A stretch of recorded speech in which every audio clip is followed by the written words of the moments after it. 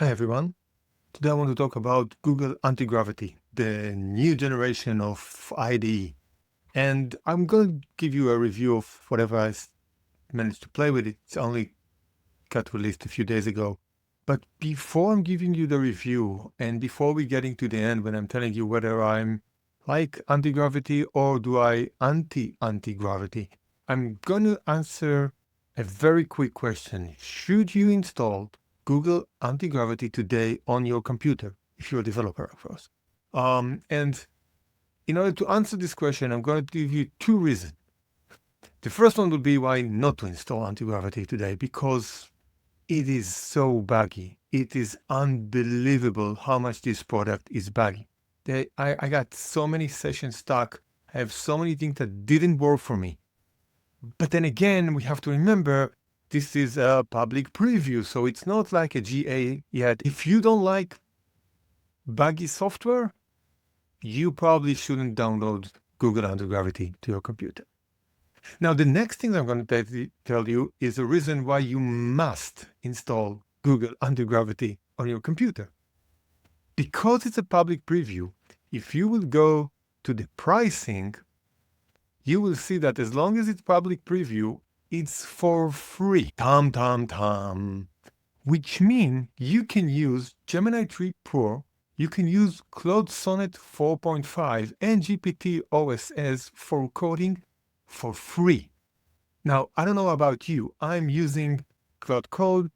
Could you please shut up? Sorry about that. I was just editing the video and I realized that I forgot to tell you the real reason. I was like hanging up on this free tier and everything, but the real reason you must install it is not because it's free. Well, it's because it's going to change the way you're working with agents that writing code. I mean, Google just look at what we're doing so far and said, okay, we can do it better. And this is why, although it's look familiar because it's basically a fork of VS Code, and same as Cursor and all the rest, it's like looking at the way we were coding so far and says, yeah, now there is a better way to do it. I think this is why you must start playing with it, although it's full of bugs. But I think you will start seeing how it looks. So don't compare it to other. And on the review, I'm going to show you exactly what's the difference. So yeah, you can go on now. With the most important thing about anti-gravity, it's changed the game a little bit, or should I say not even a little bit. So this is the first time when you open anti-gravity, you're going to the agent manager. And the thinking here is a little bit different. The agent manager is a place when I'm running all of my agent in all of my workspace. Think about it. Before that, if you're working on one project, you have one workspace, you open VS Code, and you just work on that project. Now, if you have more than one project, then you have to open each one of them separately, and you have to switch between them all the time. For me, that I'm usually working about 4 or 5 different workspaces at the same time, that was like a huge mess. And I have to remember, wait, this is the front end, this is the back end, this is for this customer, this is for the other customer. I'm all doing that context switching through the day. So Antigravity said, no, you don't need to do that anymore. We have one place that we're going to manage all of your workspace in one area.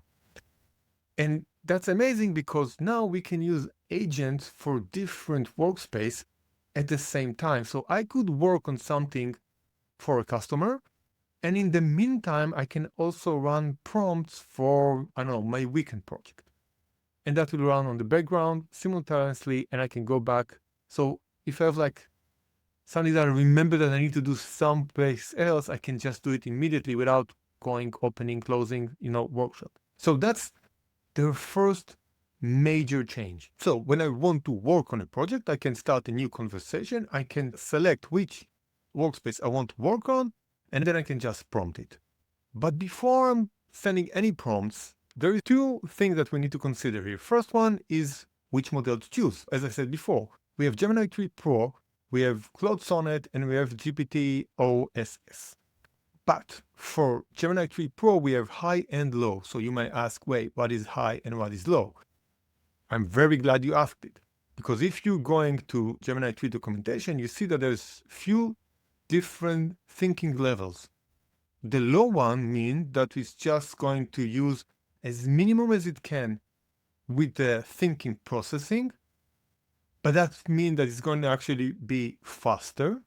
And if you're going the high, which is the default, it will take it more time to process and to think about the prompt. But if I want to summarize it a little bit, all it says that if you have very simple task, use the low because it will be faster. But if you have things that you actually want the model to overthink it and plan it and try to run it a little bit inside his processing, you will probably go with high. And that's the same thing that's coming into here. If you have a complicated task, you want it, I don't know, maybe read an entire set of code base and then make a decision on that, I will probably go with high. But if this is like, okay, I want to change this function, can you just make it, I don't know what, I will go with low. Same things, by the way, I'm doing already with Sonnet 4.5. This is the differences between the regular one and the thinking one. So that's the first thing that you can choose. The second one is the conversation mode. Now, inside conversation mode, you have two options. One of it is planning and the other one is fast. But you need to be aware of that. Planning in Antigravity is not the same as planning inside Cursor or Cloud Code. Here, planning will write code. It's not only planning. It's writing code. But it is taking more time to process, to plan, to think, to test, to research before it starts writing the code. So once again, if you have something that is heavy lifting, run planning. If you have something like a very small task, use fast. The way I'm looking at it, I always like to think about it as a car gearbox. If you ever drove manually, you know that if you want to start moving the car from the car stopping, you need to go for one, because now the agent will put more power into just start moving, not on speed, more on power. And only once you start rolling, then you can move to 2, 3, 4, 5, 6, and that's when you want to maintain the speed. So I'm doing the same with my project. When I'm starting something, when I still need the model to look a little bit more than just a simple task, I will do planning and I will probably go with Gemini 3 high. But if I'm already rolling, if I just need a fix here, small change over there, I will probably change to fast and I will even go with low, which actually will run much more faster and still give you an amazing result. That's those two planning modes. But if you see I choose workspace, I can also use a playground. And this is another concept that we have inside the agent manager that we didn't have before. Until now, every time we want to do something, we had to have like a workspace, have to open a folder on my computer and start building everything around it. And only then I'd start playing with code. I couldn't play with code just like it. I could go to Gemini, the chat, the website, or to Claude chat, and then start thinking and playing with stuff. And once I think I got it right, I can just open the workshop. Antigravity allowed us to have a playground. So when I'm choosing playground, I'm actually not working on an already file system that I had to place for this specific project. I don't have a project. I just have an idea and I want to play with it and I want to run some code and I want to give it a try. And once it's ready, then I will turn it into a workspace or will send it to the garbage. So let's start with that. Let me just show you how I'm starting. Like I have an idea for something and I want to play with it. So I created a very long prompt that is based on a running project that I have of an app. And I just put it here. This is like a full description. This is what I still recommend to do if you are starting a project. First of all, think what you're going to do. Don't run into Antigravity because it will probably start writing code immediately. And usually there is some thinking process that need to be done before. So you can do it with Gemini on the chat website. Just go there, start thinking how it's going to be without writing any code. And here you see there's like a very big description of what the app, what it should do, how I think it should play. And I'm going to put it as is on here and said, yeah, I want to run it as a playground and let's go. Once I'm clicking here, Of course, I'm doing it on planning, and I'm taking a Gemini 3 Pro high, and it will start the thinking process, and it will start to create a plan what to do. Now, in order to do that the way I like it, I prefer to do it slowly. And if you go into the setting of anti-gravity, you will see that we have few different options of how to run the agent. And here this is the preview policy, and you can have different type of policy. So I told him that he have to request for a review every time. Every time he's doing something, you have to go back to the user, me, and tell me, this is what I think I should do.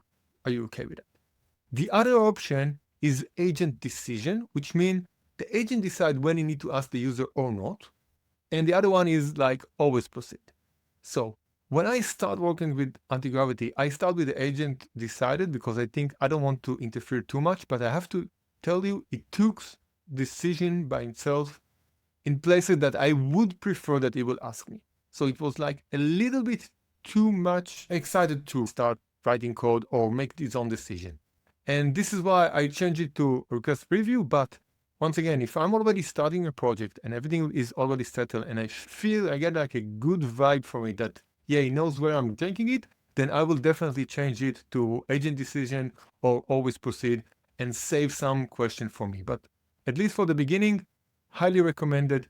Do it with a request review. He already did a lot of stuff here. We can go and dig into the thinking process, but eventually he created this project documentation that defined the project as probably the same as I did here. So let's go and say, can you build it? By the way, I'm shorting the video so you don't have to wait a lot, but as you can see here, it just jump and start creating like a plan. So we have now task plan, what need to be done, the implementation plan, everything is here. So I can now review it. So it's actually stopped and said, okay, before I'm processing, do you want to go over and review it?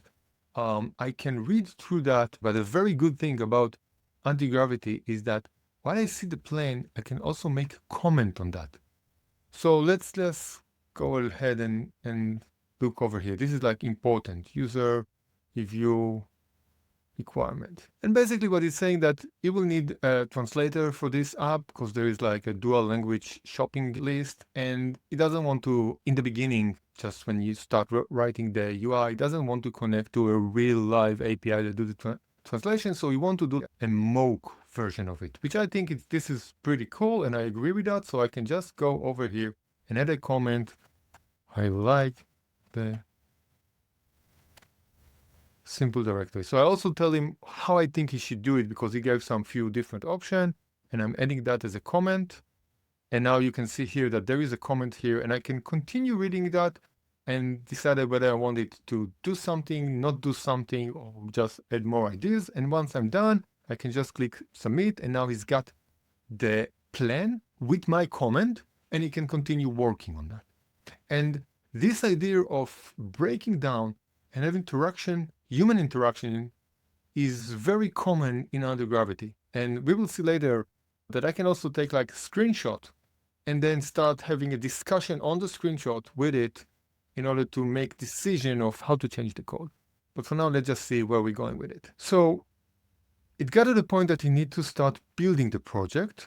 And as you can see, he opened a terminal and now he's waiting to the command to complete. But you can see that inside the terminal is actually, there is a place for user reaction. And I don't see that he's moving forward with it. So I can open the terminal from here. And when I'm clicking it, I'm actually getting into the editor option. So this is the first time you're looking at the editor option, but it looks familiar, right? It looks exactly like VS Code. And I can still see like, this is all the documents that he created, and I can go through them. In the bottom area, I can see the terminal, and you see it's still waiting for approval of the user. So let me just click enter here, and now you can continue that. And I will move back to the agent manager and see that it's continuing to work. But as you can see, the agent manager and the workspace itself, it's two different separate windows. And if you're working with two screens like me, you will really gonna like it because I have on one screen the agent manager and the other one I have all the workspace. And now I can work over here, and if I need something, I can do it over there. Although I have to admit, So far, I can do most of the stuff inside the agent manager, and I will show you that also in a second. So everything that is doing, if I will click here, I have the panel of whatever is going on. So I have all the artifacts, which include the task and the plan, but also all the files that is working on, all the changes that is doing. Everything is here on the side. So I don't have to go to the editor if I only want to see what the agent changed inside a file. And as I said before, everything is negotiable and everything can be a comment. So I can go in this area, just mark it, and add a comment that I don't like the way he did it. I don't like the colors, I don't like the size, whatever. And I can also do it inside the code itself. So here I see that he's already updating the code. He wrote something, he's changing it. He's keep moving. And another thing that we need to consider and we need to know about is that while it's working, the agent have the ability to create group of tasks and run them parallelly. Now, this is not a work tree, but it is working in few tasks simultaneously. And then if one of them is holding up the code with another, he will wait for the other one to finish to continue. And he will know how to make it a little bit faster for us by doing that. And just remember all the time, I can always go to a different workspace and start another task there. They will all run parallelly. So if I'm now like in this task, he's building a completely new website, I can still go to another project that I have and continue the conversation there. And once it's finished, I can go back here. If you're afraid to get lost, don't worry. Google thought about that too. And you can always go to the inbox. And once you go into the inbox, you have all the conversation, the running conversation, the one that's waiting for you to reply, and the one that already idle and we finish with them. So you can see we have like a very good representation of what's going on between all the agent. This is part of the idea of an agent manager. Okay, now this is cool. Antigravity has a connection to Chrome. You have Chrome sub-agent that it can run in order to test. This is my mouse. And as you can see, there is another controller that's running inside this browser. And now he's testing the code that he wrote. He's doing that all by itself. I'm not doing anything. I didn't open the browser. That was all Antigravity. Opening the browser, making sure that everything worked nicely, and continue the coding. So if there's bugs, if there's things that need to be tested, if something is not working properly, it will probably manage it with the browser. Now, I remember the first time I saw on Cursor that he had control over the terminal, which I loved because when I'm doing backend work, sometimes, I need someone else to run the server, test something, close the server, look at the logs and do all that. And Cursor did it very nicely. But now we have sub-agent that it is a browser. And I found it to be amazing. So let's see in the background, did it finish? Yeah, it finished. So I can just go back here and let's see what went through. So it was working here. And once again, I can read everything. I can look at the task list. I can see every task. I can look at each file and see exactly what's going on inside the file. But I can also go to the end and look at the walkthrough. And in the walkthrough, the agent finished doing his task. And he said, okay, let me just walk you through what I did and what you need to do now. So I get like a summary of everything that was built. I have a recording of it testing the code on the browser. This is crazy. This is like amazing thing. I have like a whole summary of the work. Think about it. If you ever manage developers as a team leader, that is like stand up, but even better because I have like the recording here. Someone is coming and report, I finished this task. This is how I did it. This is ready. This is what I didn't do or whatever. And I have all of that inside the workflow. And now it's basically said, look, everything is fine. And I also tested out and I can either ask it to run it from here or I can run it myself. I don't have to go, if I want to run it and I need a terminal, I don't have to go to the edit mode. I have the terminal from here. So I can just run the terminal from here. Or I can also open the editor as we saw before. And I think I can start the browser, the internal browser from here. Or I can turn it into a workspace. and start working on it as a real project. And I think this is actually already look like a very nice beginning. I just need to continue it from that point. And once I will turn it into a workspace, of course, it's removed from the playground, back up, and I'm ready to go. Now, if you can see here, I have almost the same project on the playground, but that was actually from a different recording that I did for exactly the same video, which completely didn't work because it was stuck. And once things got stuck, you have two options. You can either close everything and go back to your old IDE, which is fine, or you can be a good citizen in our developer community and go to this little button in the end. Provide feedback. Write here what you want to feedback about. Write it over here. You can add if that was a bug, that's what I did. I just attached the server log as well, so Google team can look up, understand what went wrong. So when they will release the GA, we will have a better product to use. So that's, I think, the right thing to do. Your decision what you want to do in that case. Okay, so we finished the first thing that happened. Usually for myself in this point, I do either of two things, whether I'm going to read the code myself or I'm going to have a different agent code review it. And if you ask my opinion, you can either do it like open here a new conversation on the same playground, change the model. Always, if you're doing code review, try to do it with a different model so you'll have a different perspective. Although we all know models are non-deterministic system. Even if you ask them the same question twice, you will get different answer. But I prefer to do it with a different model, and I have my own choice, depends on the code review. Or even, don't tell anyone, what I like really to do is to open the terminal over here and to run Claude. And then let Claude code do the work for me. And I'm only telling him, don't change the code. You're only a code reviewer. Review this code for me and give me a report. And once I get a report, I can go back to the agent and tell him, this is a report that I'm giving you as a code review. Please go over and fix A, B, C, and D. And that's the way I'm doing it. If you find it too hard over here, you can always go to the old look of VS Code inside the Antigravity and just do it the way you usually are writing code. You also have the chat in the side as we have in Cursor. So this is like a familiar ground for us. But I will encourage you to try the Agent Manager. I think it's much more fun.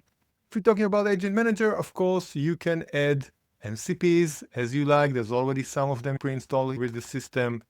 The only thing that I did find weird is when Antigravity works on a few different projects and I was in a different window, the sounds of the notification sounds like an alien creature in the room, something like that. It was like weird sound. I don't know. I didn't look if I can control it, but it was surprising in the beginning and I still didn't get used to it. But I don't know, maybe there's a place that I can change it. It sounds like a living animal of some weird species. So that's like my only complaint so far, beside the fact that it's completely buggy. So more setting of the agent, of the editor, of the environment, of course, you can find here, plenty to read. If you need more instruction how to work with it, feel free to go to their website. There's a lot of information in the research, documentation. Amazing. Lots of new small feature that could change the way you write in code. Now, will I use it? That's a good question. Am I anti-antigravity or not? I like it.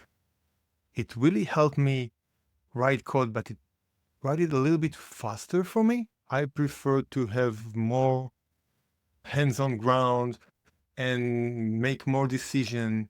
So I will need to know how to hold it back a little bit and release where I want to release. And my rule is very simple. When I'm writing code for customers or code that's going to production, before I committed it to GitHub, I'm reading every line. Every line I need to understand, and I need to understand why it was there. I'm like code reviewing everything.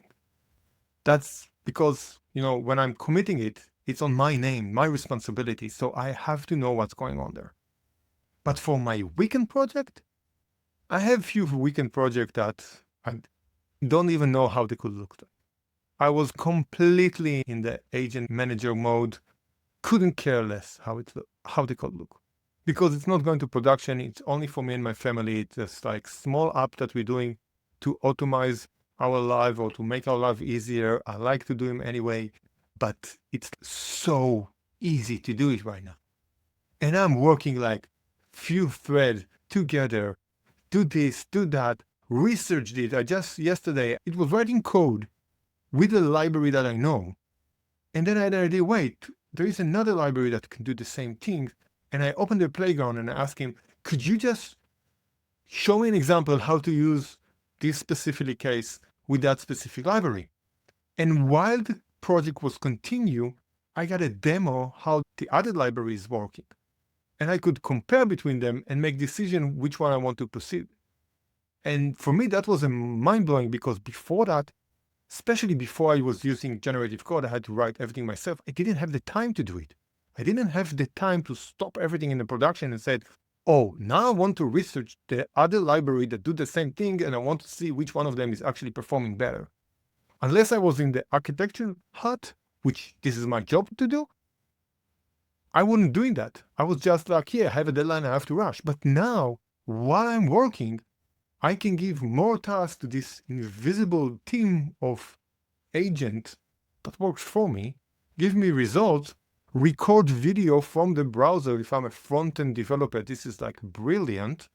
I think this is like unbelievable next level of software development. You need to try it. I hope you enjoy it. If you learned something new, please like, subscribe, share it with others, and I'll see you on the next review.